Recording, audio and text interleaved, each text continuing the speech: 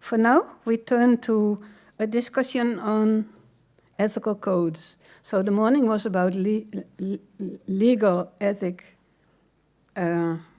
moral issues. Well, you were all there, so I'm not going to summarize anything of that. It will come back in the final discussion of this day.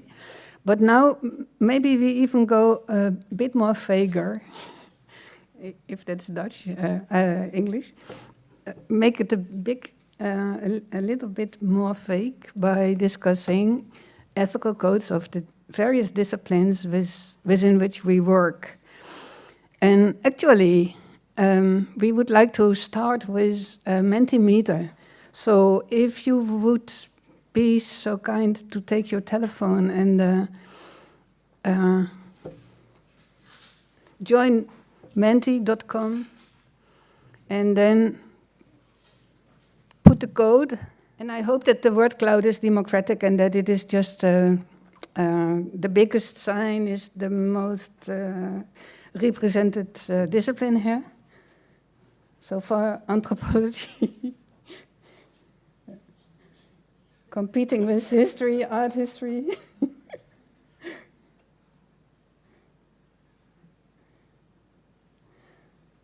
Philosophy of law, one.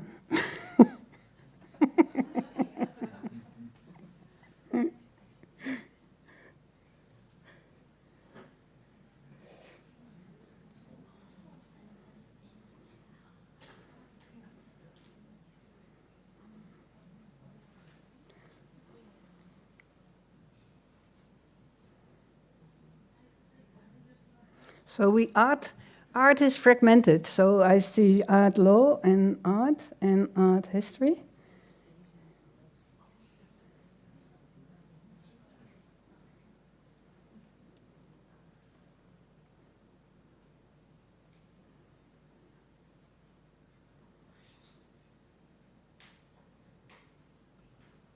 Okay, so now we know more or less who are in the audience. Next question is maybe easier or more difficult, I don't know. Yeah, so it's a multiple choice and you can tick more boxes. So what code do you work with? Do you work with the General Code of Research Integrity? Actually, that's an open question. Specific codes of your discipline, both or none of these? Or even other codes.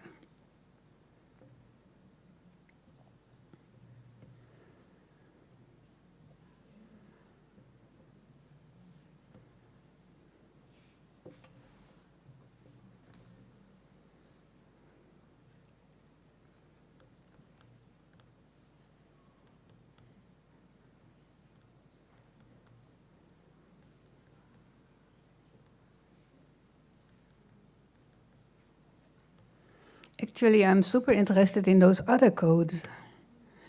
Who can mention some other codes? That's the next question. Okay, but you're right. Yeah? The code, okay, good. The code for commissioned research. Still other codes? Okay, then next question, it's already evident what the question is. Do you know the ICOM code and is it relevant? So the answer is yes, I know it and it's relevant. Yes, but it's not relevant. No, but it might be relevant, and no, I don't use it and it is not relevant.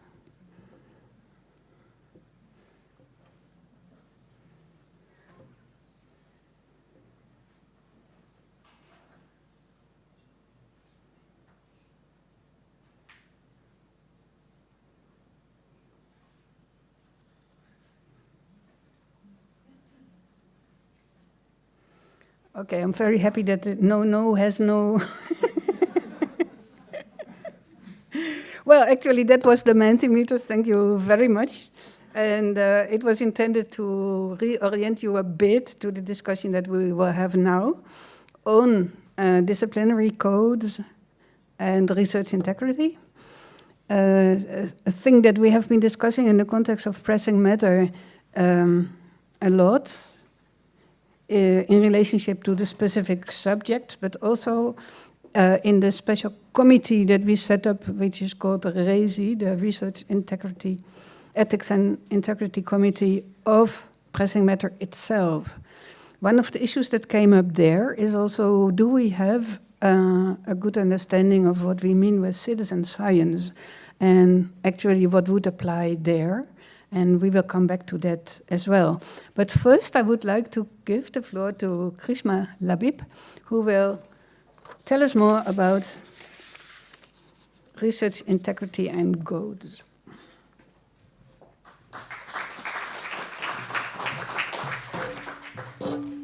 Thanks, Susan, and thanks to both you and Karina for inviting me to give this talk titled Decoding Research Codes of Conduct. And I must start by saying that I'm quite surprised by how many of you say that you do use codes of conduct, because normally when I talk to researchers, they're not aware that these exist, PhD students often. But they often also say that their supervisors might not be so much into these codes, or if they do know that they exist, they have never read them.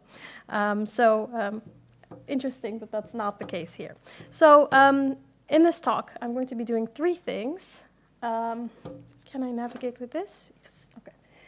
So first, I will set the scene by providing some background into the history of codes of conduct. Then I will problematize codes of conduct and share some concerns I have with them about them in general. And then I'll discuss the question of how codes of conduct can be used in research. So to begin with, if we think about the history of codes of conduct, the earliest code that is discussed in the literature, or kind of precursor to a code, is the Hippocratic Oath, which dates back to somewhere between the 4th and 5th century BC. And this was an oath that was specifically focused on the medical profession. And although it's super ancient, it's very relevant today because, for instance, in the Netherlands, medical students, when they graduate, they have to give such an oath, not exactly the one that was initially written, but a variation of that. And that is the case across the world today. So this is a very influential code. And another one, also a medical one that is not as old, but still relatively old, is the Percival Code of Medical Ethics that was published in 1803 by a British doctor, and then later taken up also by the American Medical Association in 1847. These are thought as the first codes of conduct in the literature.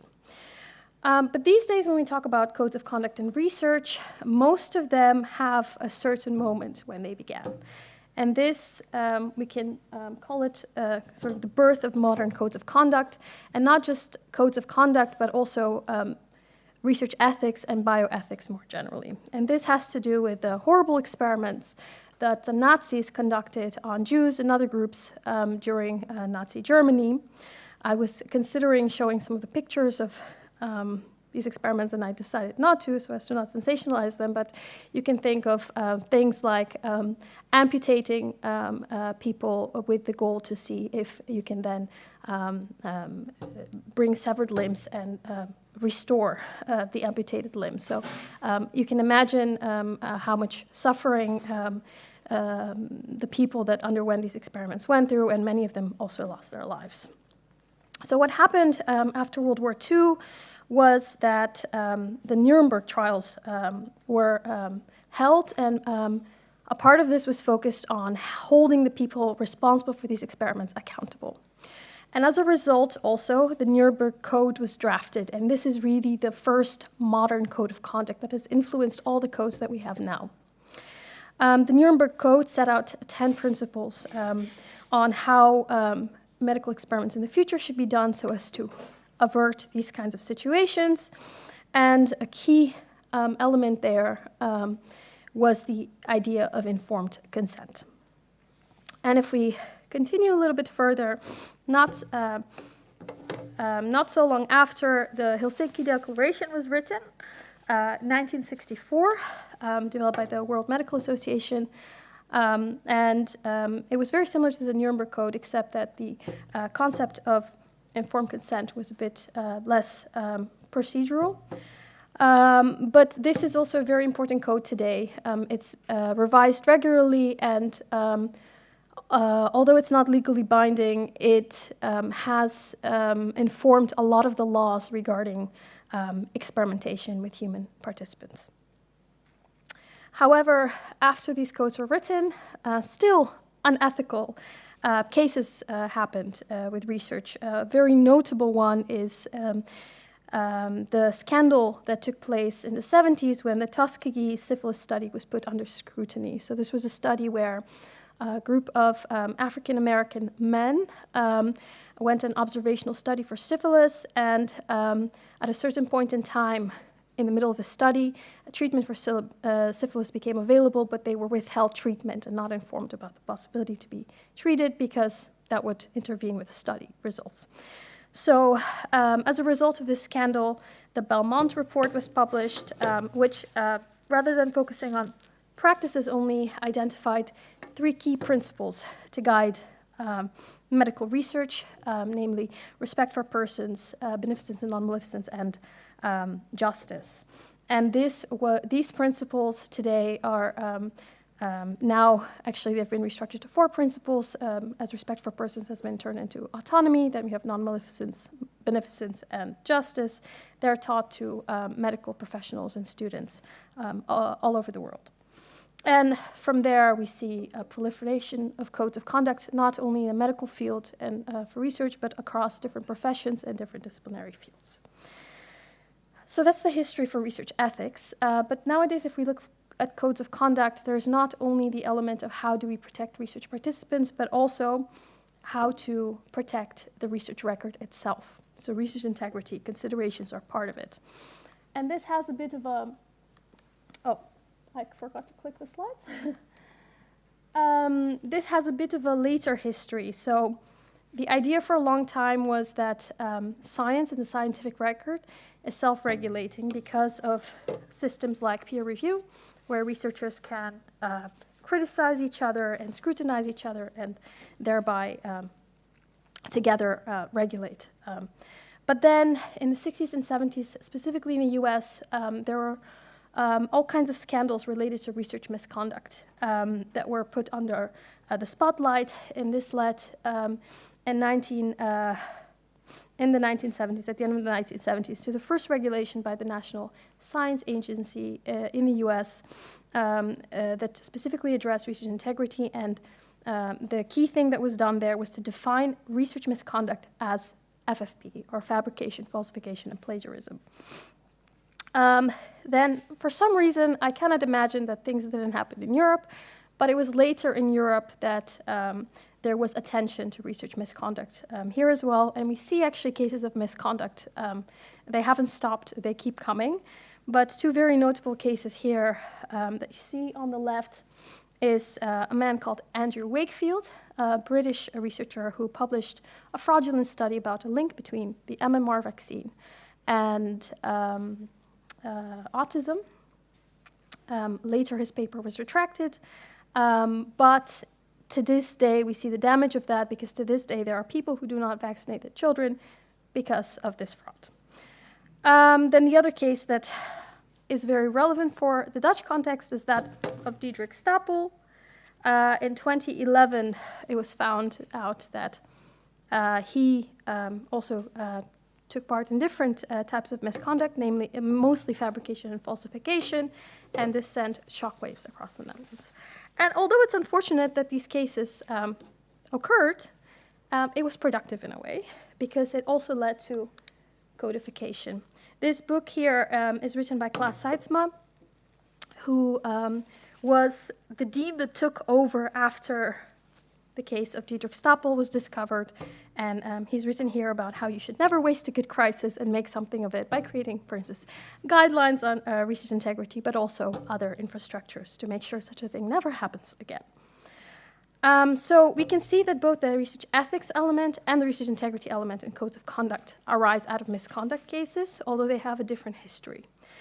And due to this, there's a distinction also between research ethics and integrity. So research ethics as protecting participants and integrity as protecting the research record.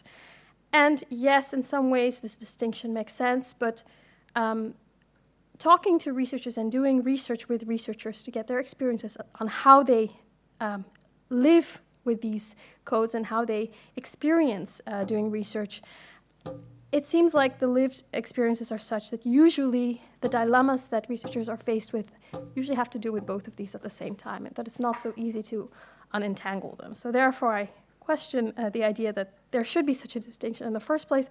I do think it makes some sense to have this distinction, but nonetheless, I think it's important to remember that it's a bit artificial as well, if we look specifically at what it means to do research. Okay, so having said all of this about the history, what does it say about the purpose of research codes of conduct?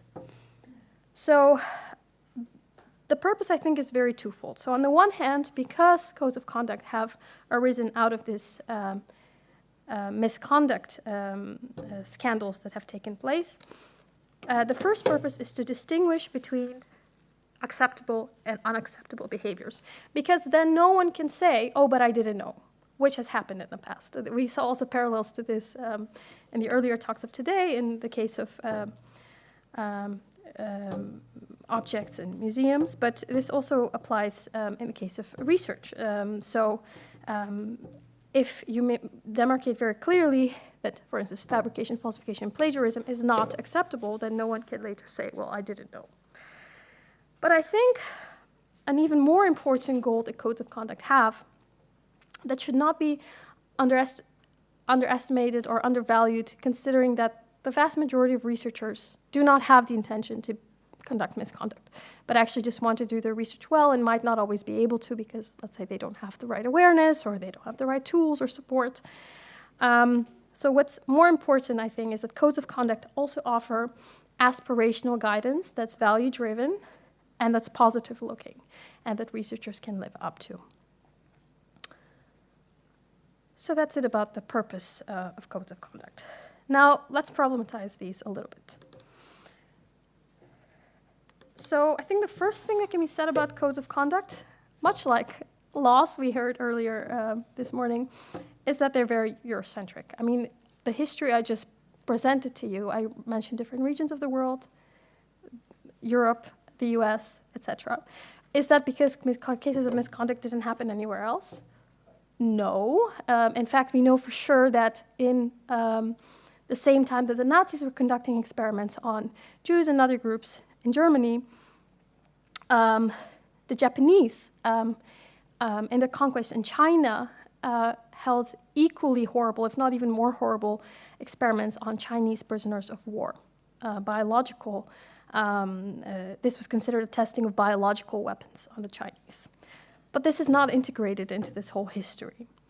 And at the same time, if you look at the literature on codes of conduct, often they talk about how codes offer a deontological approach, which is focused on the duties of professionals. Deontological, that means Kantian. Well, this is a very European approach, and also, if we take into account that it's Kantian, Kant is not known for being very inclusive or anti-racist, so that says something.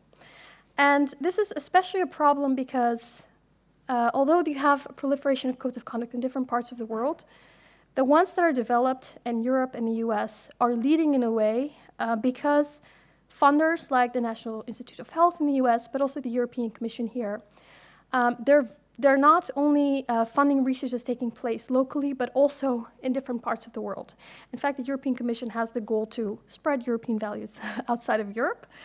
And as such, they set requirements based on, for instance, European codes of conduct on other countries in the world. And as such, they export European values and impose them on different settings. So, most codes of conduct are quite Eurocentric. The other issue is that there's often a neglect of justice. And this is not just the case for codes of conduct, but more generally within the fields of research ethics and integrity. In the case of research ethics, there's a wide literature talking about how, although justice is a principle that is mentioned as being important for research ethics, usually it's not paid as much attention to. And instead, there's much more focus on the issue of autonomy, which is operationalized often as the procedure of getting written informed consent, which might not always be suitable in different parts of the world or different settings. At the same time, and this is not as talked about, but that might also be because the research integrity field is a bit newer. There's also neglect of justice there. So at least with research ethics, justice is often mentioned as an important value, but for research integrity, that's usually not the case. Instead, the values that are often put in the spotlight are those of transparency and reproducibility.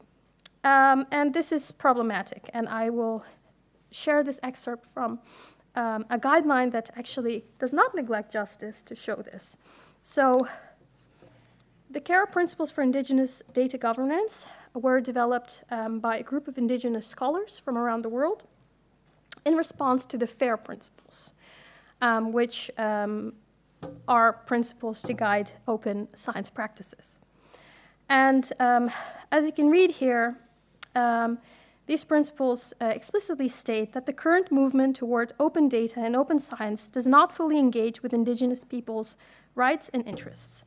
Existing principles within the open data movement primarily focus on characteristics of data that will facilitate increased data sharing among entities while ignoring power differentials and historical contexts.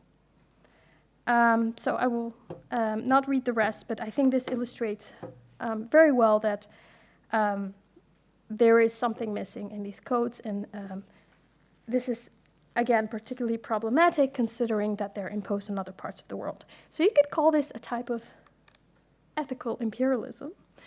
And interestingly, this word has been used before to talk about problems with codes of conduct, but not so much when talking about imposing them on different geographical fields, but more on the topic of disciplinary impositions. So what I mean by this is that the history of codes of conduct is very much based on the needs for biomedicine, and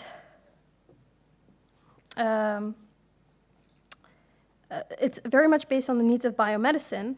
And as there is a proliferation of codes of conduct in other disciplinary fields, often they take from biomedicine, and they're influenced by such. And this is also related again to the influence that funders and publishers have, and how they often ask humanities researchers or social sciences researchers to abide by certain principles that might not be completely authentic to those fields, but which come from biomedical sciences. So to give an example of this, recently in the Netherlands there has been this debate about replicability in the humanities. So with one camp saying, well, replicability in the humanities, this is possible, also it's desirable, so we should do it, we should strive for it.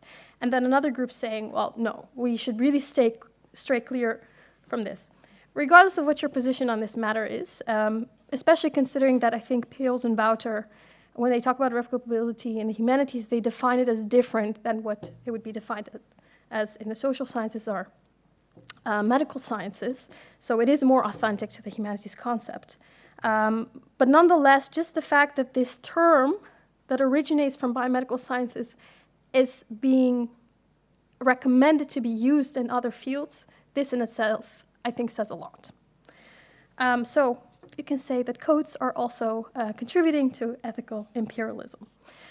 And ultimately, I think the key thing is that codes are a way to formalize what the standards are of a certain research community.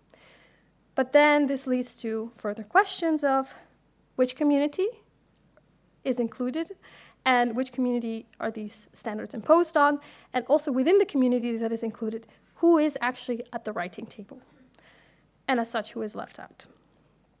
So these are some things to take into account when also using codes of conduct. But nonetheless, I think probably you all agree, I hope you agree, that they are very useful still, codes of conduct. It is very useful to know what the difference is between unacceptable practices and acceptable practices and be able to use that when cases of misconduct occur. And it is also good to identify what kind of values are important and what the resulting practices might be. But how do we use them?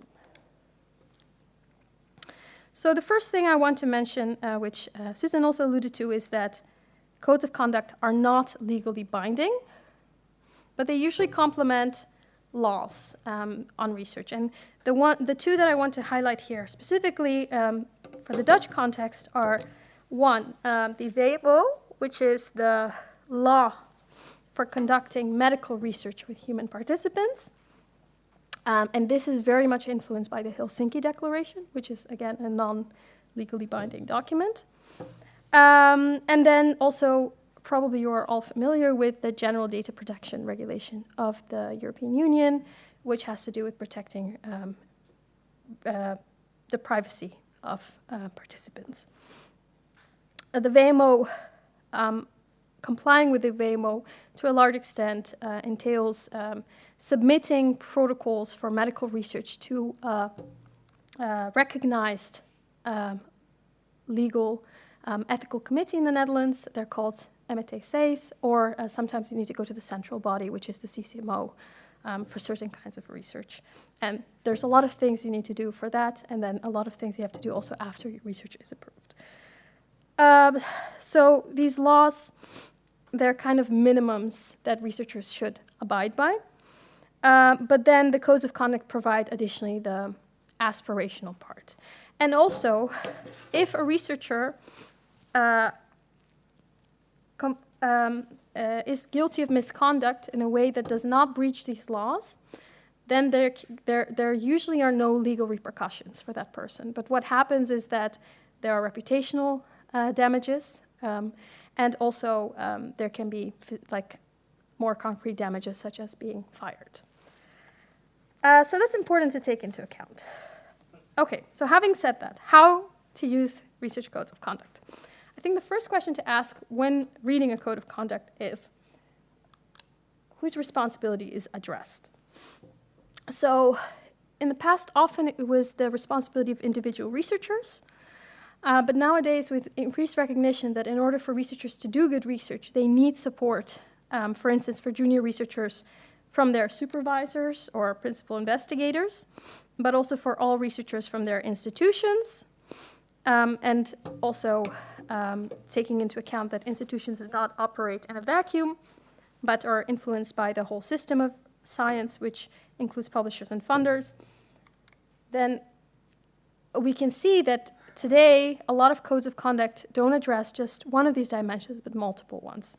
And this is important because in my work with especially junior researchers, I often hear that just knowing that that the code of conduct that applies to them means that their supervisors have certain responsibilities, if their institutions have certain responsibilities, it feels empowering for them, and then they can demand certain support. So that's important to know. And in 2018, when the Dutch Code of Conduct for Research Integrity was revised, there was a whole chapter added on institutional duties of care. And what we can expect in the coming year as the code is being revised, based on the evaluation report so far, is that there will be an increased emphasis in the next version on the role of research culture for ethics and integrity. So probably this section will be expanded in relation to that. Okay, so going beyond the question of whose responsibility, the next question is, when looking at the things that relate to my own responsibility, how do I read codes of conduct? And in my own experience, normally when I read codes of conduct, I think, well, sounds very reasonable. It seems even self-explanatory. But the key things to take there are, first of all, there are certain values that are chosen by the community that underlie the principles and practices mentioned. And in order to engage with these codes, it's important to look at what are these values, but also, in addition to what is in the codes, what is missing, what is explicitly, or not explicitly, maybe implicitly, left out. What is stressed, and are there any conflicts? And how can this apply in the daily life of myself as a researcher? If we look at, again, the case of medical ethics and bioethics, there's a lot of literature talking about these issues. So for instance, in this book by Van Dartel and Moldewijk, they talk about how in the medical profession, I think this applies very much also to research, using a code of conduct requires professionalism. And professionalism means going beyond the code. So the problem with codes is that although they're guiding documents, they cannot account for every single situation that a researcher can find themselves in. And often they propose values which in certain situations can be conflicting. Also, they're usually quite high level, so not specific enough to the case at hand. And so a researcher, in order to apply the practices mentioned, they need to operationalize them. And finally, often as a researcher, you need to find you find yourself in a situation where there are multiple codes that might apply to your research. So taking all of that into account, being professional means looking at the code and seeing how the guidance might apply, which values are relevant and at stake, which values are conflicting, and how you can do the most justice to the values at stake with your action. So this requires moral deliberation, and it requires moral competence, which needs to be developed over time in practice. And it also means that in certain cases, if you have that moral competence and if you deliberate, you might realize that in certain cases you might need to go against what the code of conduct mentions. Because maybe in the specific situation you find yourself in, the practice mentioned doesn't do justice to the values that are relevant for your situation. So codes of conduct, they're meaningless without professionalism. Now, under the instruction of Susan, I had a look at some of the codes of conduct that are on the Pressing Matter Research Drive and that therefore are relevant for you. And I thought it would be interesting to highlight just a few things regarding conflicts within and between codes. So the first one is the Code of Ethics and Professional Standards for Professional Historians in Australia. This is a very interesting code because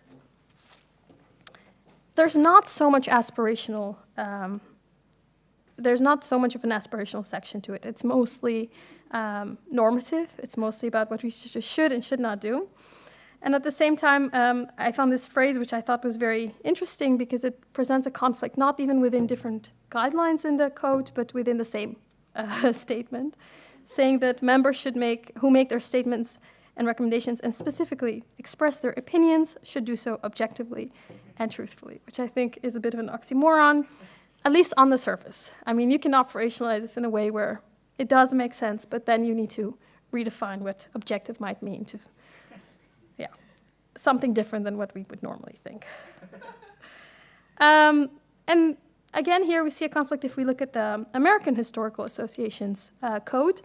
And this is also mirrored in the Dutch code. I'm not sure if the Dutch code is an official code or if it's the draft. It's the member organizations code. Yeah, okay, so it is an official code, yeah. So here, this code is actually a lot more nuanced, and it mentions that among the core principles of the historical profession is that historians practicing history with integrity does not mean having no point of view, and that knowledge is situated in time and place, and no mortal mind can ever aspire to omniscience. So if you read this code, it's quite different from the previous one, at least again on the surface. So these are codes from the same disciplinary fields, but there can also be differences across disciplinary fields. So here again I have an example that includes the Australian Code of Historians, but also the code of the American Anthropological Association. So the Code of Ethics for Historians in Australia mentioned that any complaints regarding breaches of the code should be sent to the executive of their professional Historians Association. So they say, we are the ones that will handle these cases of misconduct, whereas the American Anthropological Association has a very different approach. And they say, well, actually, the guidance we provide is just there to foster discussion and education, and we do not adjudicate claims for unethical behavior. So that has to go somewhere else. And if you're a researcher that's maybe doing anthropology and history, this can be very confusing. Where do you go? So without providing any answers, I'm just going to share my conclusions from this presentation. So the first thing that I've shown is that codes of conduct have existed for centuries, and they're often born from cases of misconduct. But despite this, they usually serve two purposes. One is to differentiate between misconduct and acceptable practice, and the second is to provide aspirational, value-driven guidance. The second is that existing power structures and inequities are usually ingrained in the codes of conduct. So it's important to scrutinize these codes to see what those inequities in power structures might be and how that might affect how you apply the codes. And this relates to the third point, which is that using a code is not just about following what's in it, like a checkbox saying, check, I've done this, check, I've done that, but it actually requires professionalism. So judging what the right act is in that specific situation that you find yourself in order to live up to the values and ideals mentioned in the code. So that's it. Thank you.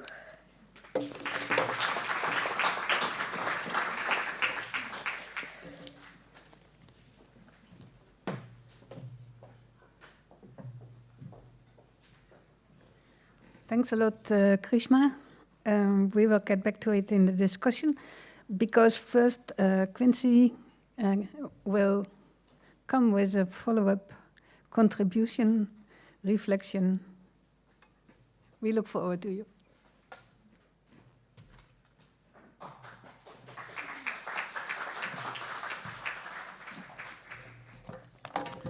Hi.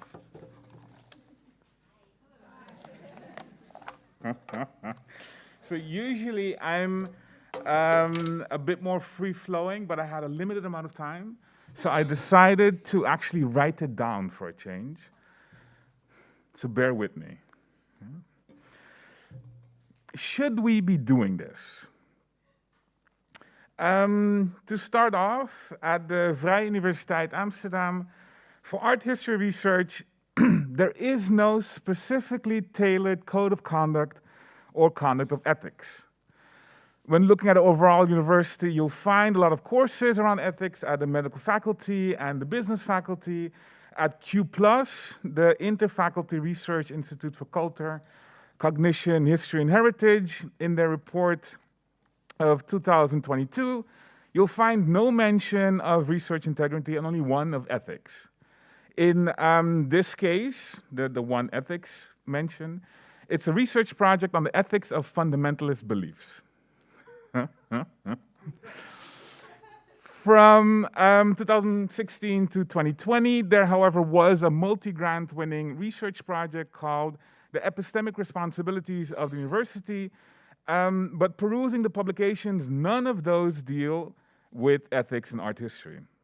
Now, of course, there is the general view code of conduct and research integrity, but within that, there is no special attention paid to art history.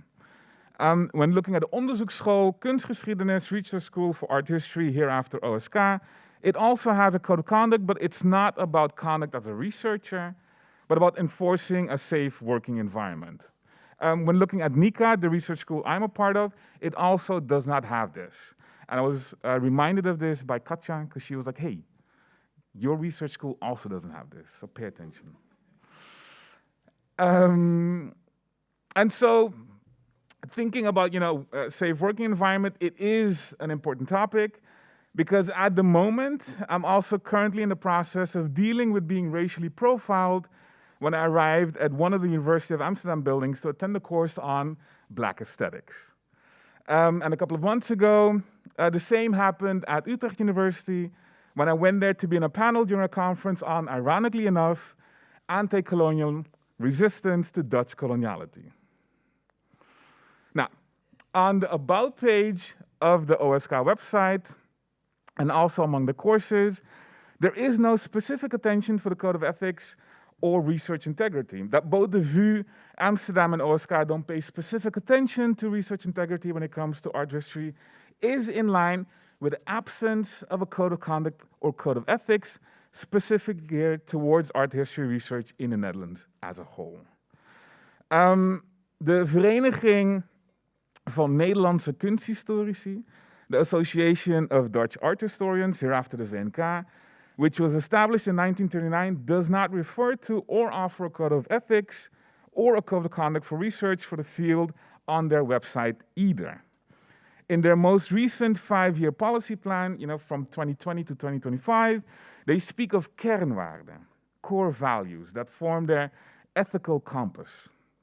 Now, these core values are: de VNK is professioneel en deskundig, actief en verbindend, open-minded en inclusief.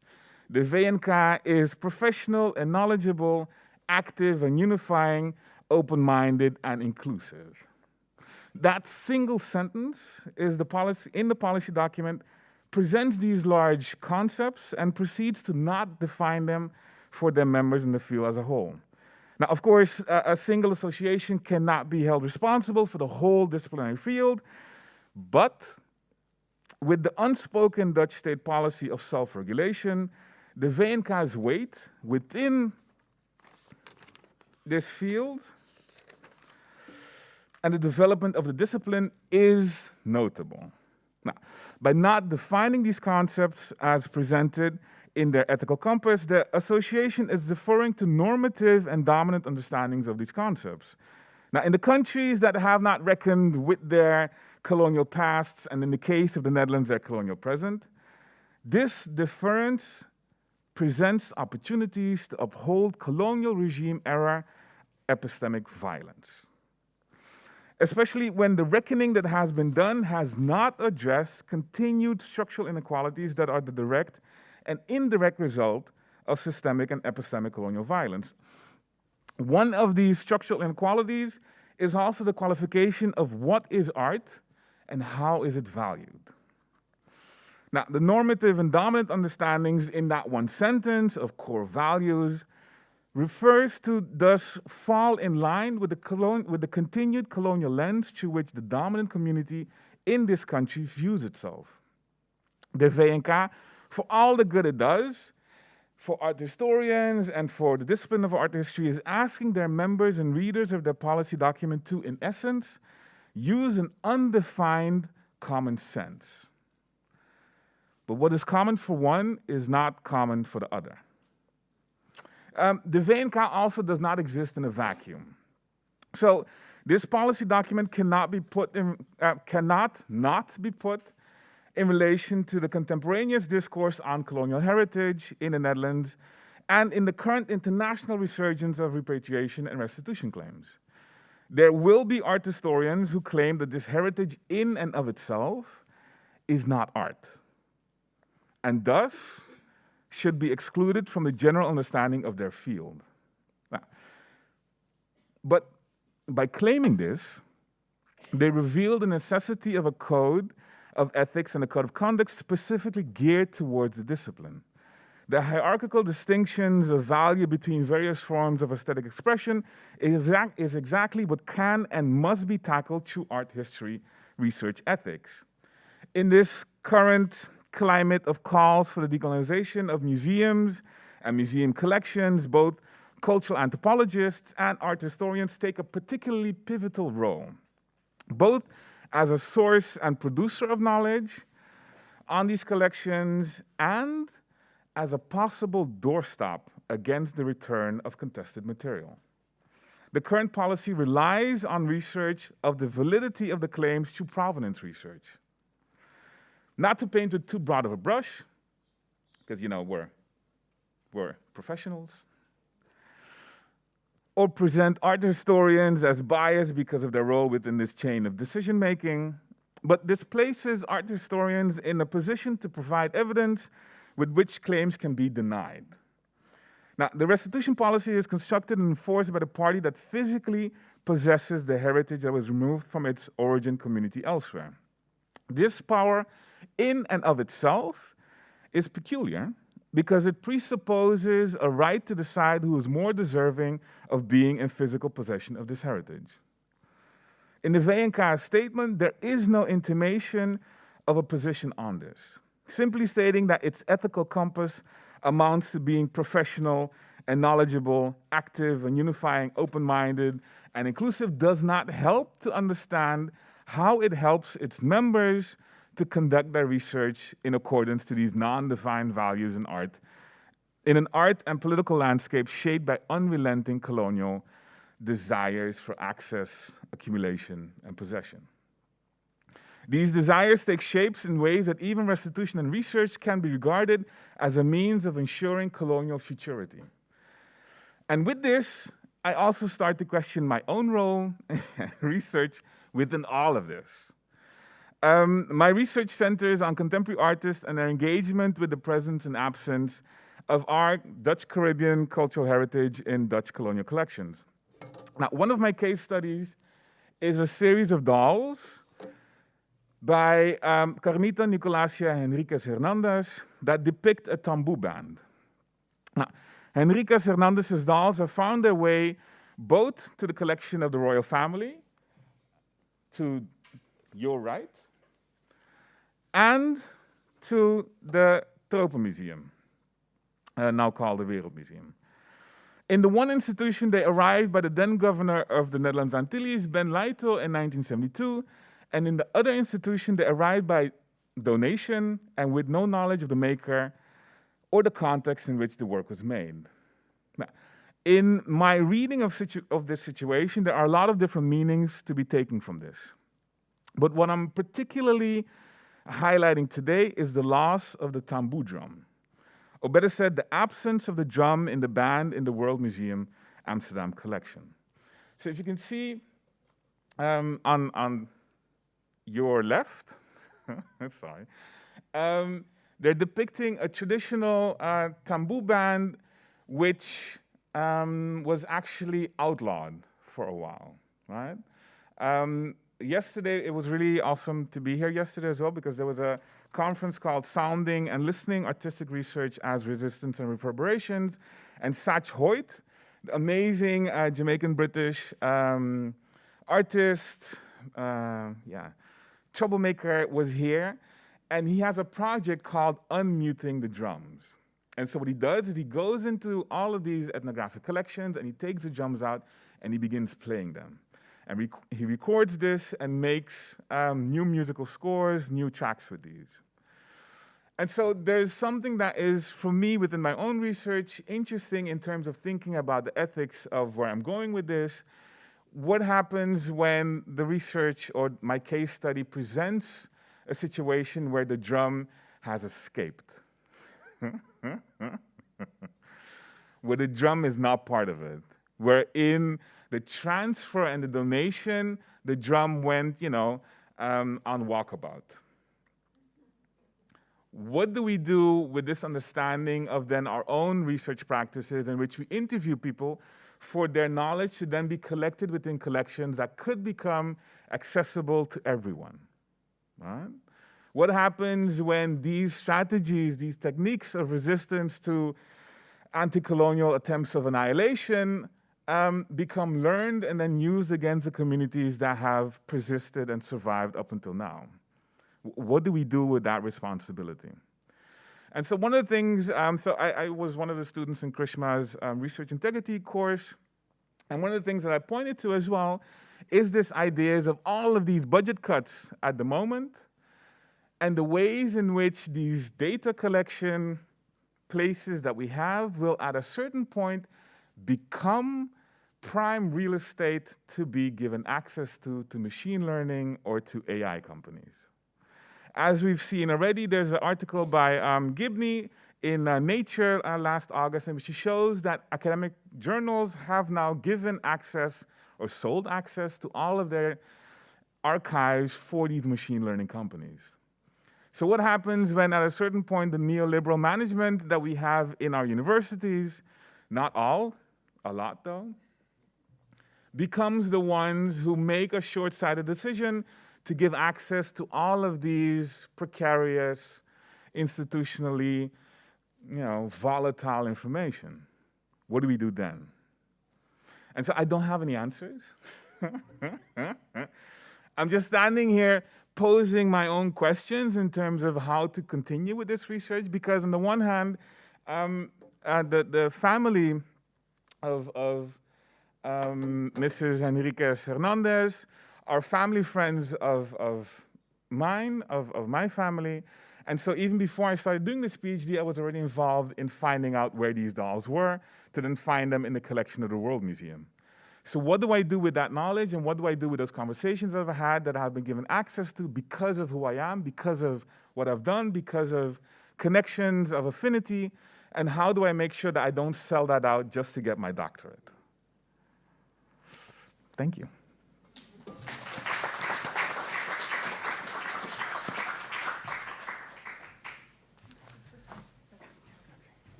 Thank you, Quincy, for putting this on the table. And I'm sure that we are all now thinking with you. And before we start a brief discussion, we will have another ethical dilemma or experience or practice that we developed in Pressing Matter with Sadia's talk about the restitution relationships with Indonesia. Beyond repatriation, new lives for cultural objects, with a question mark. So maybe as some of you might know, some of you may not know, I've been involved a little bit behind the scenes of the repatriation team in Indonesia. So I'd like to share with you some reflections on the process and also, what actually happens to these objects after they have been returned to Indonesia. So it's been quite interesting. As you know, the Netherlands and Indonesia have quite a long history of debates about return, already dating back to the colonial period itself, but with also like sustained requests throughout the last century, especially during the Roundtable Conference of 1949, which really put the issue of repatriation like solidly on the political agenda. We also know that for decades, the Netherlands never really listened and was not really prepared to actually act on these requests. But very recently, as I'm sure everyone in this room knows, the momentum has really sped up. And I think it culminated with the establishment of two teams, a committee in Indonesia dedicated to a mandate to repatriate objects from the Netherlands. The mandate was specifically for the Netherlands because here are the most objects from Indonesia, although Indonesia is very well aware of other collections around the world as well.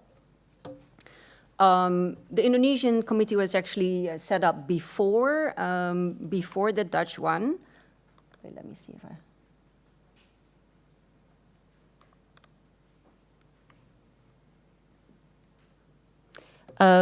So on the left, you see the mandate of the Indonesian committee, and then the Dutch committee followed. So within this dialogue, a mechanism was set up that really resulted in very concrete returns and repatriations of collections.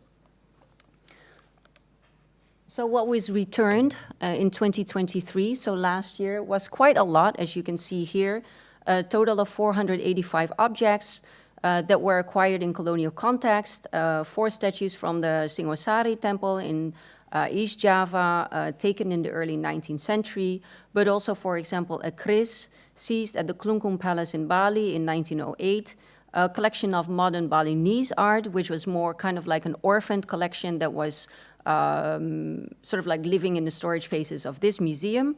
That was also returned, as well as objects looted during the Lombok War in 1894. And this collection is widely known globally as the Lombok treasure. And this is the result of colonial discourse, but I think this is very important to sort of like, well, I'm sure this will resonate, but this year also, objects from the Puputan Badung in Bali were also returned. And as we speak, actually this morning, the second batch of this collection actually arrived in Indonesia. So it's very timely, really, to have this conversation.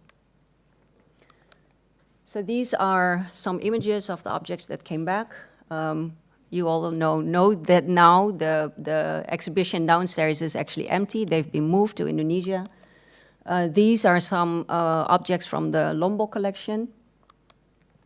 Pitamaha collection, which consists of artworks from the Pitamaha movement in Bali, 1930s, 1940s. And this was the museum in the 19th century. Because the interesting thing is that these objects, because of the G2G mechanism, can only be transferred from a national collection to another national collection. So that means that the objects enter the Indonesian national collection, and in practice it means that they enter the collection of Museum Nasional, the National Museum of Indonesia. And Museum Nasional was actually founded as the Colonial Museum, of the Batavia's Genootschap.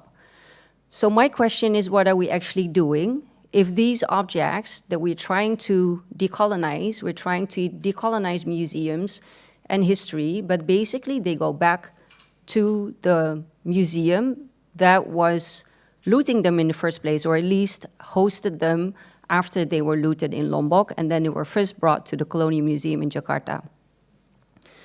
So that is kind of like the reality that we're dealing with. What happens with it? What does it mean when these objects basically land in the same colonial context as where they were moved from to the Netherlands? And also, like, if this mechanism that was set up, the G2G mechanism, was meant to deal with historical injustices, are we really achieving that? What does repatriation mean in this context? And then to whom, really, and where? So from my point of view, to be honest, I think, like, rather than that we have been solving issues of colonization and decolonizing history and museums, basically we entered a whole set of new issues, and it raised a whole lot of new questions. The current repatriation process really perpetuates, in my view, the continuation of a colonial knowledge system and also of a framework, and by extension, then also colonial history.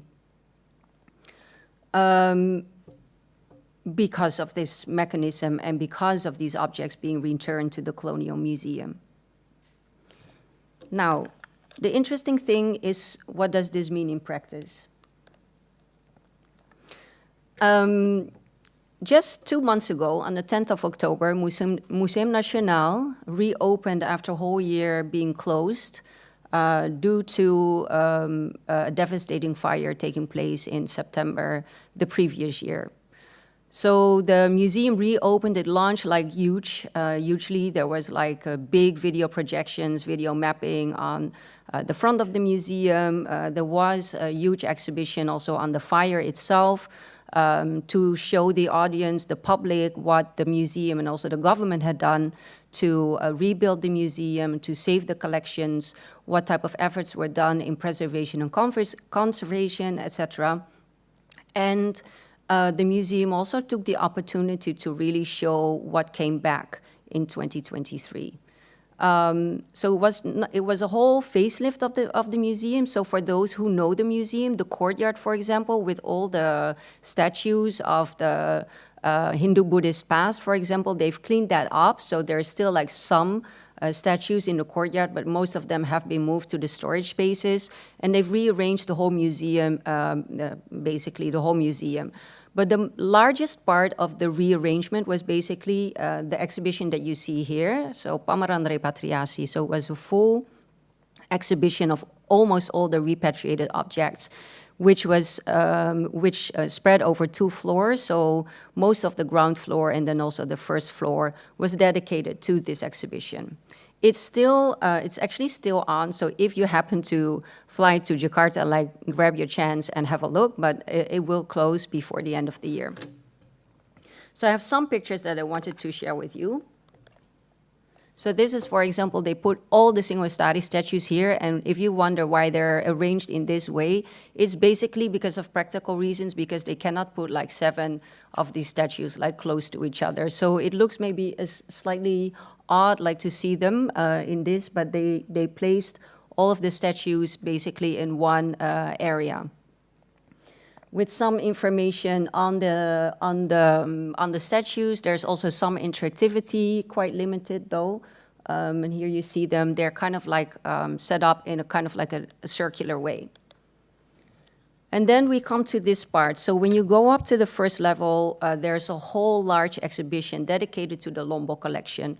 Already in the 1970s, half of the Lombok collection was returned from the Rijksmuseum, but at the time, the Netherlands was not yet ready to give the full collection. But now, last year, the rest of the collection also came back. So this is on display, and it reads Lelungan Cakranegara. And this is not really a very common Indonesian word, so I also asked like some colleagues, like, what does it actually mean? And it kind of like means jalan, so like it can mean travel, but it seems like they use it in a way to sort of like euphemize basically expedition.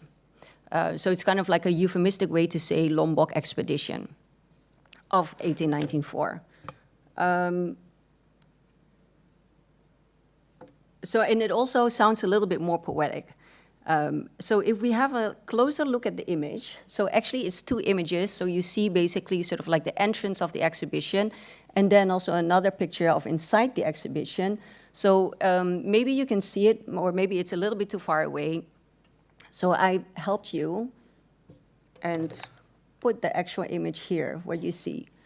So you see here this school plate by Wolters, and I think this is a school plate that is very famous, and I'm sure many of you actually know this. So who knows this school plate? Can I see a show of hands? Yeah, see, so quite a lot of people. So I don't know about, but I think probably I learned this from Suzanne in one of her lectures. But basically to see like the colonial view in this image, we see the Dutch soldiers, they're all blonde and white, of course, and they look very cleanly and clean shaven, just very, and their hair is like very neat. It doesn't look like they're actually fighting in a war, like in the heat of the moment. Whereas if you look at the Balinese people from the palace, you see them with like bulging eyes and raging and like really wild hair and totally, the connotation would be like probably savage and wild. So you see here this contrast that has been created within this image.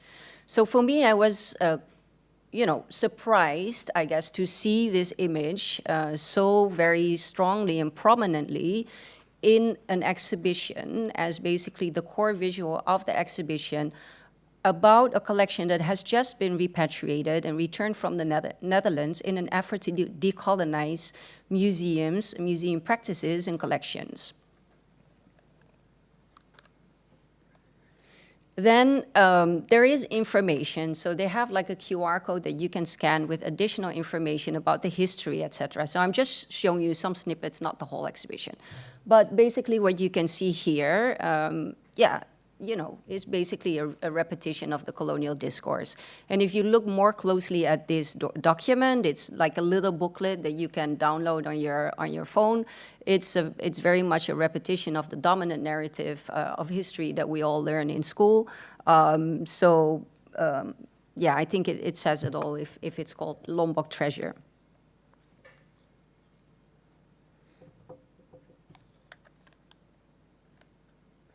So I think what I've learned on this is we see like different things. So on a policy level, there are talks about undoing historical injustice and knowledge production. So that's also why the mechanism has been set up. So there really is the intention to, do something discursive and to try to make a change in this landscape. And also the emphasis on knowledge production is to also really decolonize the mind and knowledge about these objects. The public discussions in Indonesia have centered on the significance of the repatriated objects, also their potential impact on cultural education and research, but also the challenges of preserving and displaying these artifacts. And then in practice, we see something that is not necessarily aligned with these policy efforts. While aesthetically and visually, I think the exhibition looks really wonderful and it looks very nice and as a sort of like a very sort of like different level of exhibition making as they had before. So it looks very nice, but on a surface level, content-wise, there is a perpetuation of colonial discourse. Basically, the objects seem to be stuck in this colonial loop of discourse and knowledge production. And I think that these examples also really clearly show that the repatriation of physical objects does not necessarily constitute decolonization, but is basically a repetition of the same old dominant narratives, as we all know. So basically, I actually wanted to talk to you about, afterlives of objects, but now I'm sort of like questioning this, like, is this really an afterlife? I was thinking, I was hoping that the return of these objects could be more of new beginnings, new lives for the objects. And now I'm kind of like a bit puzzled, like, what is this? What does this mean? I'm just confused. I think it just shows that there is still a lot of more work to do, because I think also on the one hand, it is a bit painful, I think, to see an exhibition being made like this if the intention is so different. But on the other hand, I also think, it's not necessarily whose fault is this, Like, is it?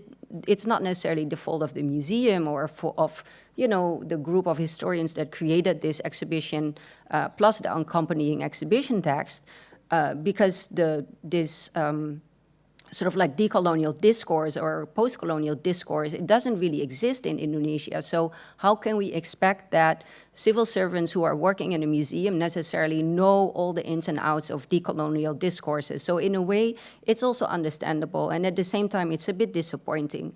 But it really does show sort of like, I think, this perpetuation of the colonial loop.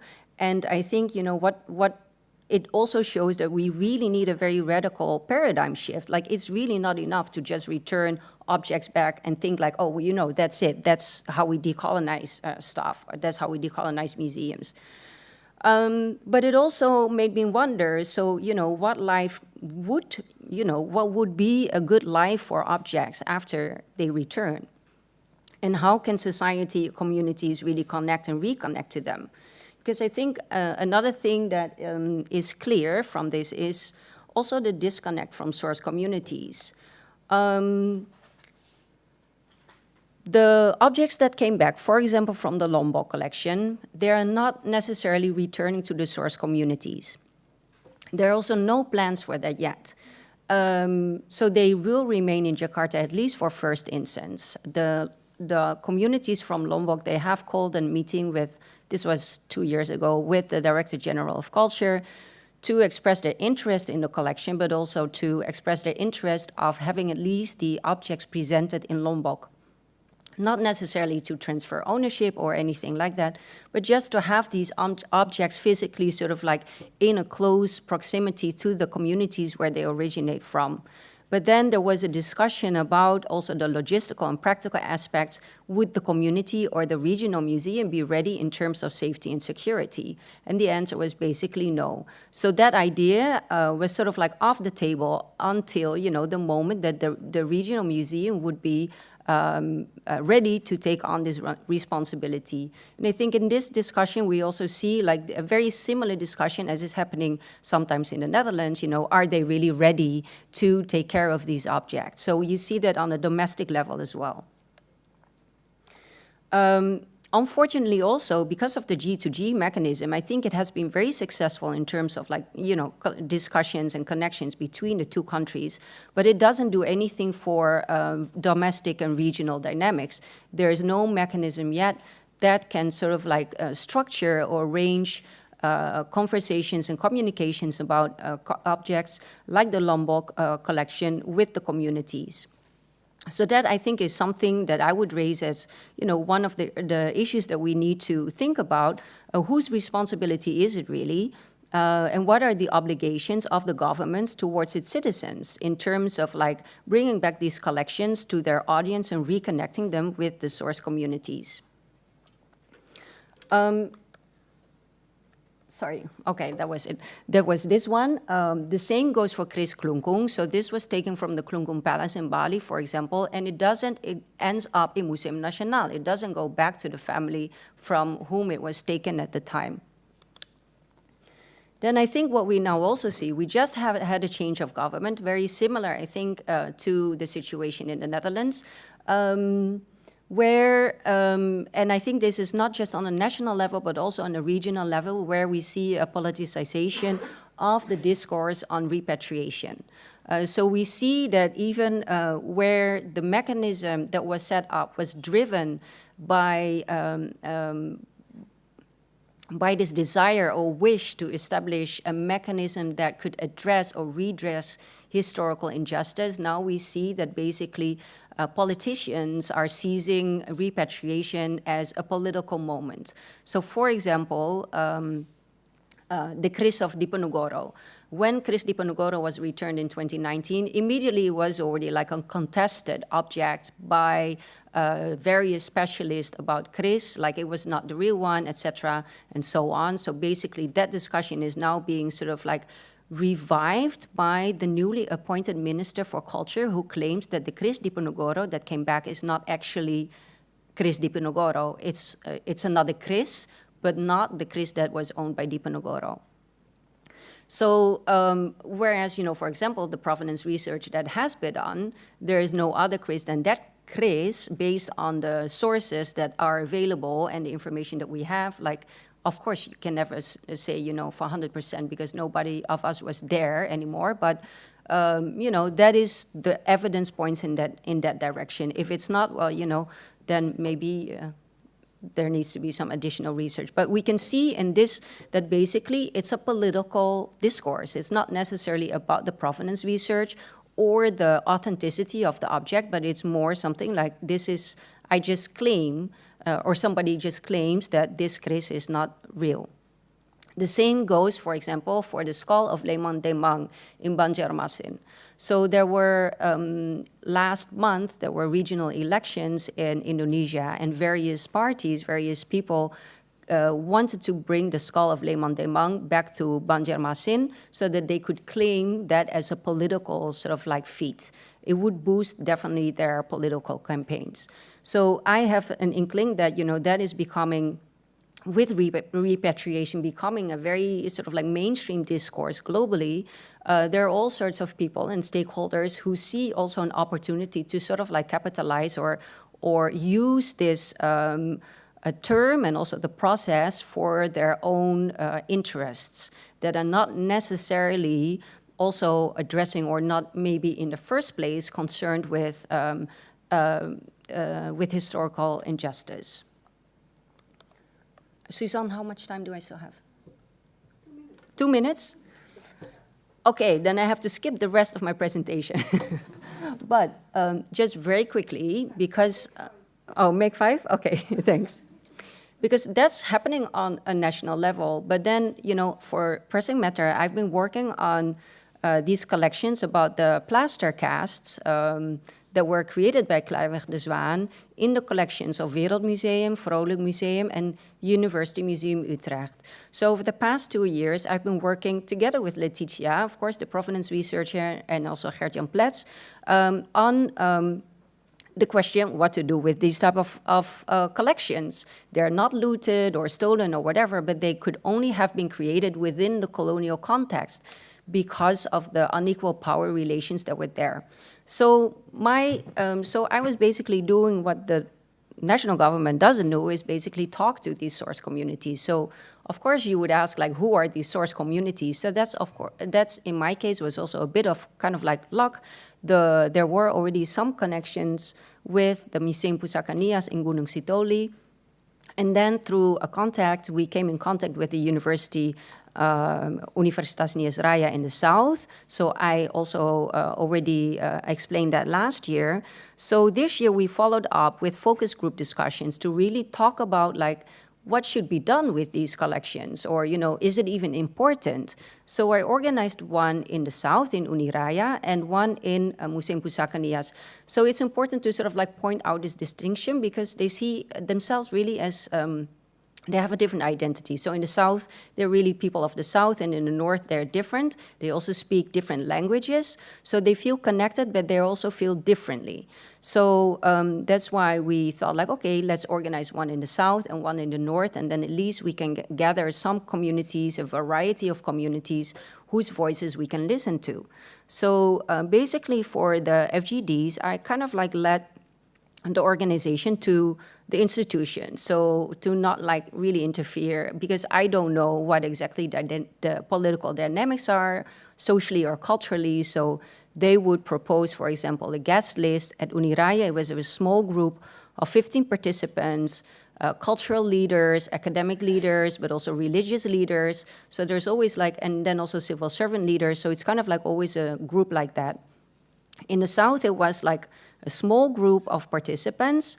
And then in Musim Pusaka Nias, this was Uniraya, and this was Musim Pusaka Nias, and they had invited 85 people. So it was huge. Like they have a very different sort of like political context and situation, where there was, for example, also like all of these pastor who needed to be involved, but there was also like, there were 2 people in military uniform, there were 2 people in police uniform, so it was all these sort of leaders that needed to be involved and also needed to have a say in the discussions. One thing that was very clear is that they want the plaster cast back, both in the South and in Gunung Sitoli. To them, the plaster cast are their ancestors. They're looking at their ancestors. They're not looking at museum objects. They're not looking at scientific objects, although some of them see that connotation once we share the history about Kleiweg de Zwaan. But they say, like, they're our ancestors. We want them back in our community. For Uniraya, the emphasis may be a little bit more on the collection as a research collection. For Musim Pusaka Nias, it's to expand and extend their collection. For the museum, the plaster casts are also secondary. For them, it's more important to focus on all of the ancestral cultural objects that are abroad. And they're everywhere, not just in Wereldmuseum, but in all sorts of like smaller museums, as well as in other museums in Europe as well. They kind of know this generally, but not in full detail. So they would welcome all of the information that we could share with them. They would very much welcome that. They also spoke immediately about sort of like practical issues. It costs so much money to bring stuff back. So for example, Museum Pusaka Nias has the opportunity to get collections back from Germany mostly, because it was founded as a missionary museum with ties to Germany. And now with all of these monasteries closing, these monasteries also need to sort of like de-accession their collections.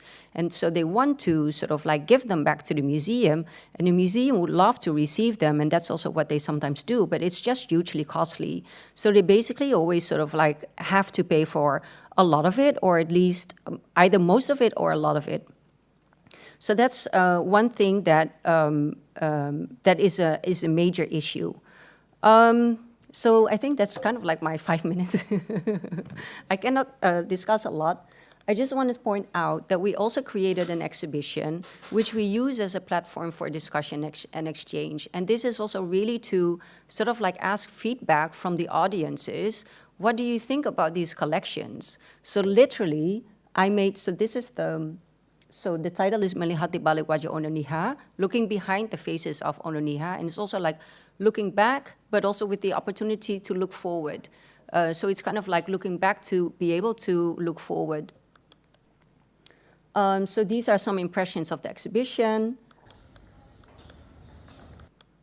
And this is where I hung up all the plaster casts, so the images. So I didn't want to repeat like Kleiweg de Zwaan sort of like idea of sort of like show them as types. So what we did, we edited all of their names with the villages and then also the tribes in the images. So as you see here, everybody immediately just runs towards this wall. And then they start looking, is my village? Can I find my village on the wall? Can I find my tribe? And then if it's there, they are like, oh, I will ask, around in the village if people know this name. Or they're like, oh, why is my tribe not here? Why didn't he do, cast my tribe? And it's like, not like, he did it systematically. But you get like these discussions, like what actually happened on that day. Sorry. So this I just wanted to show. So we really put some interactivity in here. Have you heard about this before, yes or no? So no is red, blue is yes. So by the end of it, it will become some type of like artwork where we can see. So mostly it's no, but there are some people who are aware of the cast. This is how do you feel after hearing the story. So proud, neutral, geschrokken, and then shocked, and then angry or sad, and etc. So people can share, can put the stickers. Most people are between proud and sad. Sad about, you know, the intentions of Kleiweg de Zwaan, but also proud that the NIAS people are now known all over the world. So what do the plaster casts mean to you? They can be like a window to the history. They can be an artistic object or a scientific object, or maybe ancestors. And there's also an opportunity to just write down whatever you want.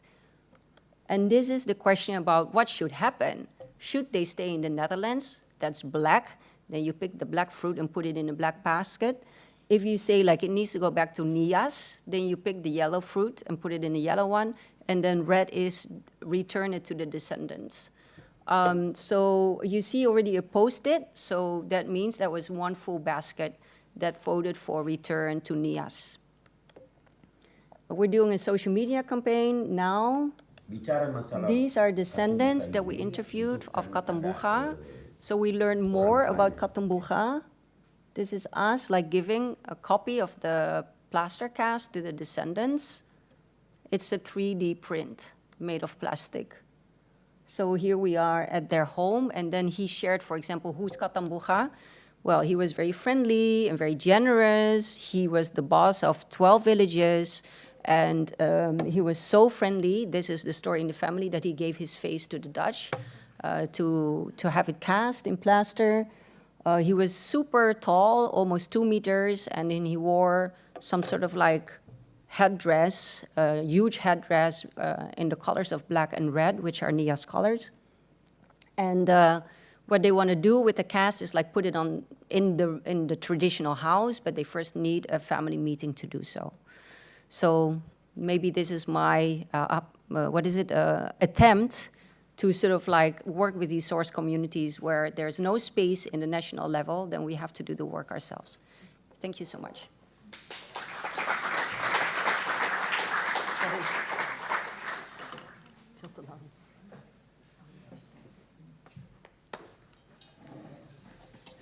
Okay, Krishma, Quincy, can I invite you for another 10 minutes discussion?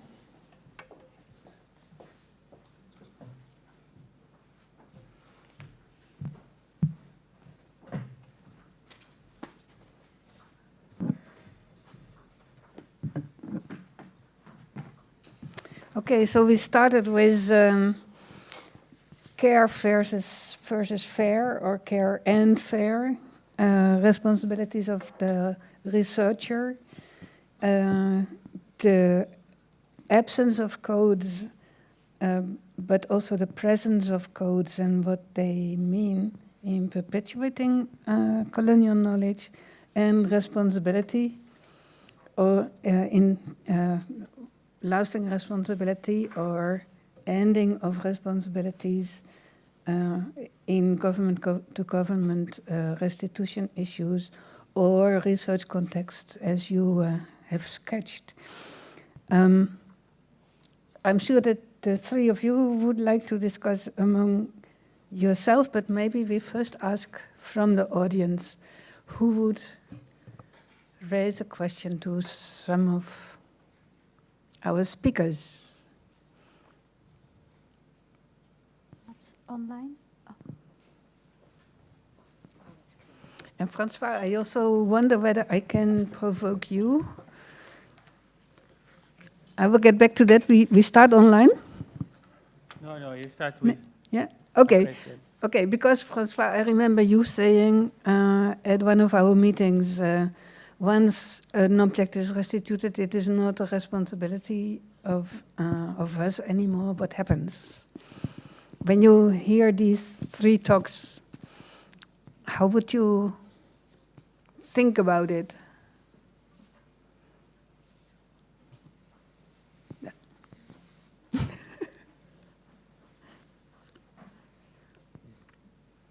Well, I was provoked on a short notice, so certainly I had a lot to think of, and not necessarily just about restitution. When Quincy spoke about AI, I was thinking the way AI is being trained on existing internet data means that it's essentially feeding on itself. So the value of AI data sets that are not tainted becomes all the greater. And that really infuriated me, to think all the work we do, whether it's good or bad, is debatable, but all the work we do that can be commercialized and sold that way.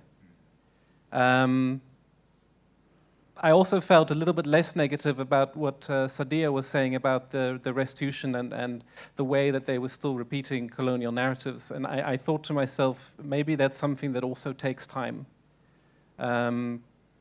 because they are just restituted. And for a time being, I think that's what's interesting about them, in the sense that objects always have things that are interesting about them at a certain moment in time, but then years later, something else or something new is interesting about them. And I think we have given them that opportunity. But what exactly did I say last time? You said it's none of our business. I think it's none of our business in the sense what we say, oh, they are not capable of providing security or to display it in the correct way. Okay, yeah. But I do think that perhaps we have a responsibility that, and I'm quoting Annette during the lunch break here, that started when we take the objects. And perhaps that responsibility doesn't completely end with restitution. Was that provoking? Yeah, no. That's a very good and quick answer indeed. That the responsibility starts when it was taken, actually. Yeah. Okay, so. Thank you. I want to kind of bring Krishma together with Sadia for one reason. There is in both of your presentations, I think on different levels, Krishma, for yours there's something interesting about the idea of misconduct. So if misconduct is the starting point, then it presumes that the one misconduct is out there in a general field of good. And therefore we can blame the one misconductor, and then all of us around can say it was that person. And I'm wondering if there is a much more complex orientation to it, because we are all complicit in a field of bad for which the one misconduct highlights. And I think that the museum world is animated by that, and I think, which is different a little bit from in disciplinary, because you can correct me if I'm wrong, Birgit, but for a long time, anthropology for many people was just bad. And therefore, it has gone through a period. So what does it mean to highlight misconduct as its referent being good? And in the same way, Sadia, I kind of believe that it is easier to go from Jakarta to see object than from Jakarta to the Netherlands, because there's a visa regime, I won't get the visa, I can't pay for it. And I wonder if there is an element of being good on our sides when we suggest that what is playing out there is only a colonial project as an afterlife. Being good because we can go and work with the source community as being good against the Indonesian state. Is that not a little bit incautious in terms of question of sovereignty, but also in terms of question that there might be something else that is happening locally than our right to decide that it goes to the so-called source community? Does that also place us as being good again? Okay, Krishma, you first. Yeah, so in the research integrity literature, there is this distinction between outright misconduct, defined indeed as fabrication, falsification, plagiarism, versus acceptable behavior. However, there's also recognition that within this area, which is not sanctionable because it's on one level or another acceptable, there is a big gray area of behaviors that might not constitute like fraud or outright plagiarism, but nonetheless are problematic and contained the research record nonetheless. And often these are called questionable research practices, and examples include things like providing poor mentorship or not completely reporting on all your results, but just on the parts that you like, etc. So I think there is a lot of attention actually on the idea that not everyone is good, but at the same time, if you formulate things like we're all bad, so these are the things we need to do good, this really, if you're trying to raise awareness about research integrity, it kind of scares people off because they think, but I'm not bad, like I have the best intentions. So how we try to formulate it also when training researchers is to say, you know, we're going to assume that the ones that are in this room are not the ones who will conduct the misconduct because that's not your intention. But however, we all have things we can improve on and no one can be perfect. So that's how we take it.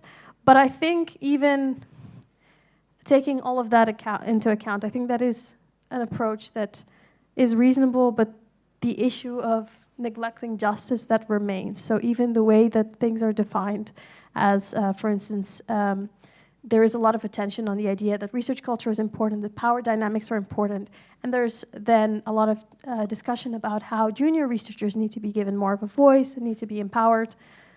But within that discussion, there's almost nothing with regard to what about different kinds of researchers? What about ethnic differences? How does that influence the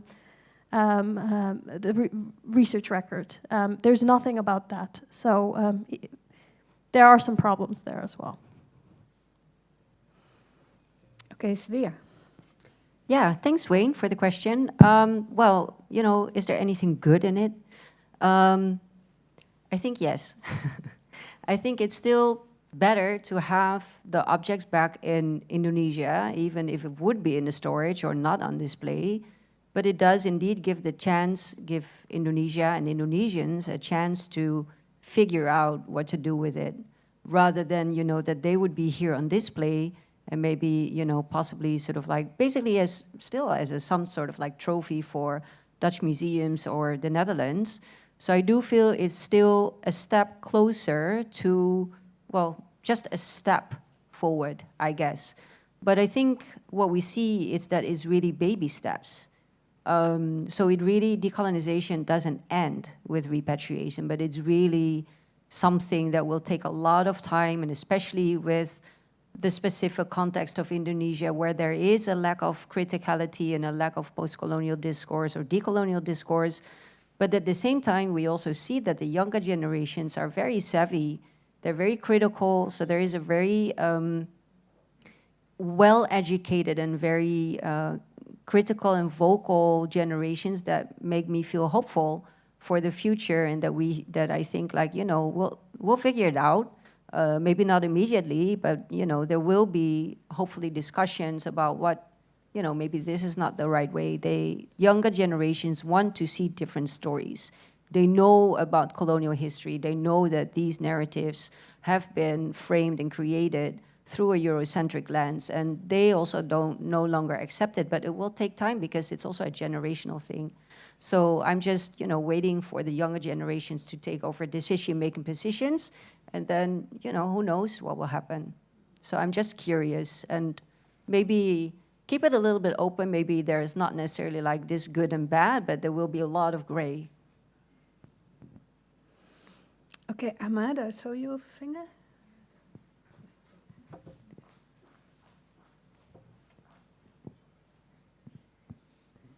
Thank you, all three of you, for wonderful presentations. And I have a bit of a confused comment. I always get a bit nervous, you know, when talking about conducts and rules or regulations. And we've been working on research integrity as well at the University of Amsterdam. And we produced a report about good science and how it is actually being jeopardized, not so much by the rotten apples in the system, but by the system itself. That is making actually the production of good knowledge increasingly impossible. Bad working situations, people being burned out, precarity and what have you, the pressure of production. So that is the context that I'm thinking from, so to speak. So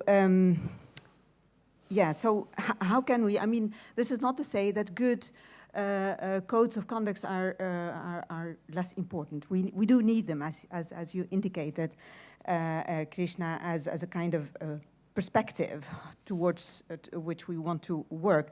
But how can we ensure that they are not being jeopardized themselves by this very structural situation that we are working in?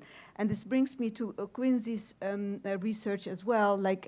So one thing that I did not hear you all say, specifically in the context of decolonizing knowledge production, is extractivism.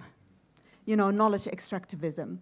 And so that would be my question also vis-a-vis Quincy. Of course, we are all endangered by AI and algorithms and the taking away of our knowledges, if not our DNA for that matter. But how can we ensure in our way of doing research, or what strategies do we develop in our practice of doing our own research to counter potential extractivism? And I think this holds for all the topics that we have been listening to today. And things have been looted, knowledge has been produced, how to mend, undo, or problematize that relation of extractivism of sorts, of things and of knowledge and of cultures. So that's a comment for all of you. And I had one question to Sadia. How would you interpret the downplaying of the violence? You said this was a euphemism. How to interpret that? What does that mean? What does it signify? I would be really interested in your ideas, your thoughts about that. Quincy, would you like to start? Yeah, I think my whole presentation was thinking through extractivism in a certain sense, or thinking through the university system as a means of extracting knowledge to be able to, learn about the other, to be able to suppress. And I think for me, that's why the example of the drum, or the missing drum, or the absent drum is so interesting, because on the one hand, the dolls are there, and now the dolls within the system, within the TMS system of the museum, are named with the maker. They're now in our colonial inheritance. You can see at the World Museum of Amsterdam, Wendelin Flores did a wonderful job presenting them and presenting the context. And I put the family and the museum in contact with each other in 2019 when we did the exhibition, Identities, Caribbean Perspectives. And that was not necessarily to make the museum learn who this maker was, but to acknowledge who the maker was. And those are two different things. So it's not necessarily about extracting knowledge from these communities, but making sure that the community itself is acknowledged as a knowledge producer. And I think for me, in terms of what I'm trying to do within this PhD research, is then thinking through what does the VU mean as an institution to give this knowledge to. And I think there is where I'm butting into stuff within my own mind, and Katja knows this, in terms of I've interviewed these people and I've talked to these people when it wasn't an interview, and I've learned from these people when it wasn't an academic setting. So how do I make sure that what I was entrusted with doesn't end up in this academic setting, right? And so I've come to the rigorous conclusion for myself then is that I'm not going to use any of the interviews, right? That puts me in a bit of a bind. Because on the one hand, some of the things that I know is because of these interviews. So how do you acknowledge that while not extracting this and not having the audio tapes or having these things that I've had conversations within a data research center that can be then sold, right? So there's where my mind is like figuring out what to do. And I think for me, that's why coming back to the drum again, I'm so obsessed with it, is because it presents the opportunity to be, as Glissant says, to be a bit opaque. We're there, but we're not there. Okay, if that makes sense for extractivism. Before we continue with the others, I saw Katja, and I saw Martijn, and I saw Peter. So you are provoking the audience. Katja, you first. Yeah, Quincy, I'm just wondering, because you say the issue is giving the data to the VU, and for me, always like writing a PhD is mainly getting things out there and writing a book. So I think if it's just the VU preventing you from like publishing the interviews, I don't think that's what it should be, because the question is, do you want to make them public? Yeah. And then if it's not wanting to put them in the data repository, I guess there is something to fight for. But I mean, of course, the idea is also to get things out and to acknowledge this whole history you are researching. And I think that's the more important question even than, like, is it that institution that you wanted to be hosted in? It's both. Because the institution, at least in the way in which it's acted the last year, for me has been reprehensible in terms of thinking about its absolute refusal to cut ties with Israeli institutions. So for me, that's like no. But also this understanding in 2021, I was invited by Gionne Goedhoop and Lisette Nedervoort, who works at the VU Library as the custodian of academic heritage, to be part of an exhibition about the colonial history of the VU. And the VU was literally paid for with money by settlers in Indonesia, right? And so for me, that also is like, wait, what? And now, being an employee of the VU and being paid by the VU also implicates me within all of that. And so I'm thinking through, like, how do I dismantle that legacy in a certain sense, but not dismantle it by adding to it, right? It shouldn't be the institution stays as is and gets a decolonial aspect to it. And I think for me, when thinking about making it public or making it within the repository, it's the same thing, because when it becomes public, who's the public that I'm speaking to within the academic setting? Like if it's public on the island, that's a completely different conversation. But the monograph I'm writing in initial instance is going to be here in the Netherlands and within an international conversation about the Dutch Caribbean. So there's where I'm thinking of, should they know this knowledge and who I should entrust with it, or who is within my community of affinity that can know this knowledge. Thank you. I have a small question for Sadia. Okay, but let's first finish this one maybe, Okay. because Peter also, if it's okay, Peter also wanted to react to Quincy. To Quincy, and well, it's something that I felt it's necessary to bring up after having been engaged with codes of ethics in anthropology for most of my career, including, in the 4 fields of American anthropology, which includes archaeology and human biology. I think it's fair to say, I mean, we never did a statistical analysis, but it's fair to say that if you ask the question, for whom are codes of ethics useful, then the answer is it is mostly for universities trying to control their personnel.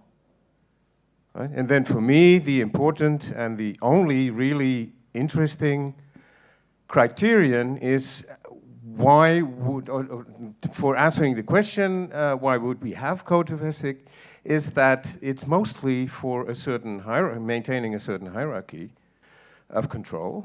And I haven't seen any benefits at all to, say, the people that anthropologists are working with while they're doing research, right? Research participants.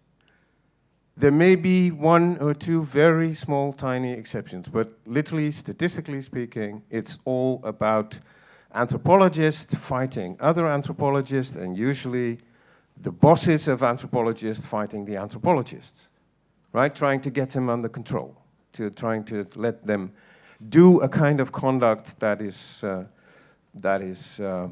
you know, more fitting to the university.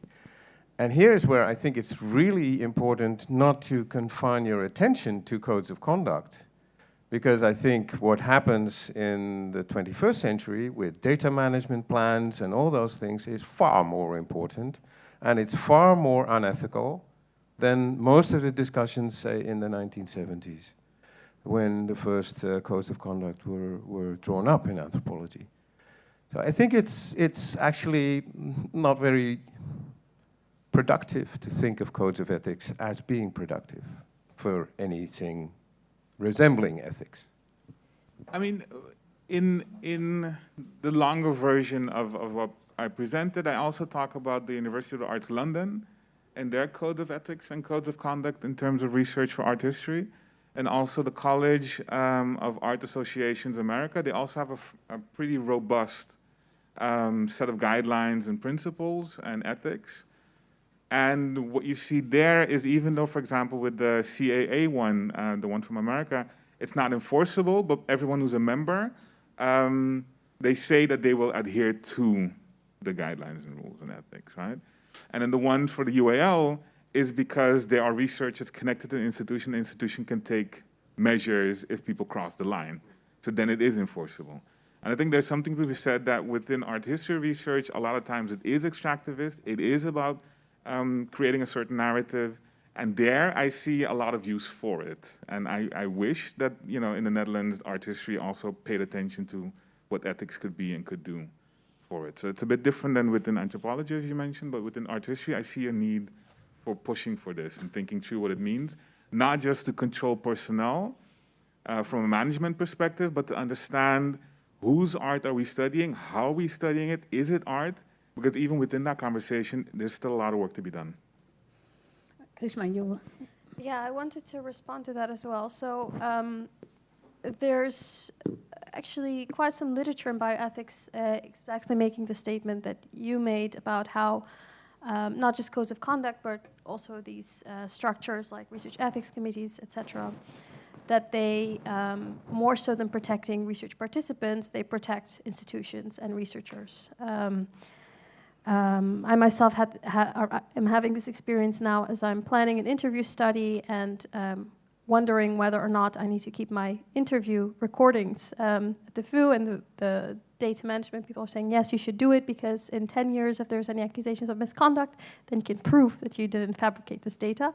But I'm thinking this is probably not the best for my research participants. So this is definitely the case, but I think codes of conduct can be very helpful because they explicate what is already there. So regardless of whether codes of conduct exist, there will be certain values and norms that certain communities have. And if they're on paper, it's also easier, I think, to see what they are and to engage with them and to criticize them. So for instance, for training purposes, they're wonderful tools because you can get students to look at it, or researchers to look at it, also more senior ones, you can get them to look at it, to engage with it, to question it, to criticize it. And I think that's quite productive, actually. Okay, last question for Martijn. And thank you, Suzanne. Sadia, you talked about the politicization of the returned objects when there was a new government in Indonesia. And when you consider that the objects are part of networks there and new power relations, and that the objects gain new meaning, you could also say that's a very positive new development, which gives the objects agency in Indonesian society beyond the old historical or ethnographic meanings. So I would say it's a positive thing. So what's your opinion on this?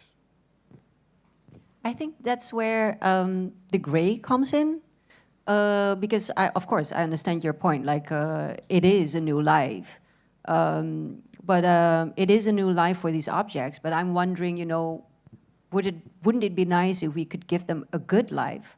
and a meaningful life, you know. And of course, this is a meaningful life, but, you know, maybe they should also be part of a code of conduct, like how to, you know, deal with objects in a way that's respectful and meaningful and does justice to the objects rather than, you know, somebody's political agenda.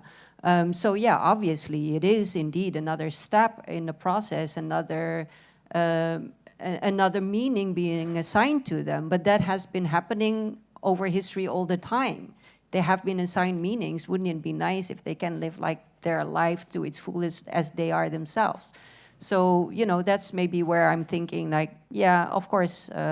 So that's why I'm thinking like, maybe I don't want to think in like good and bad, but more it's all gray and we will need to see what will happen. And I think that's also the exciting thing. So there is this sort of like politicization of repatriation. And at the same time, we also see that this space for discourse is also expanding. And that's where it will become interesting, I think. Yeah. Okay, for now we wrap up. And because the coffee is there, and we will have a short break before we come to the final discussion. And thank you all for your participation. Thanks for the speakers.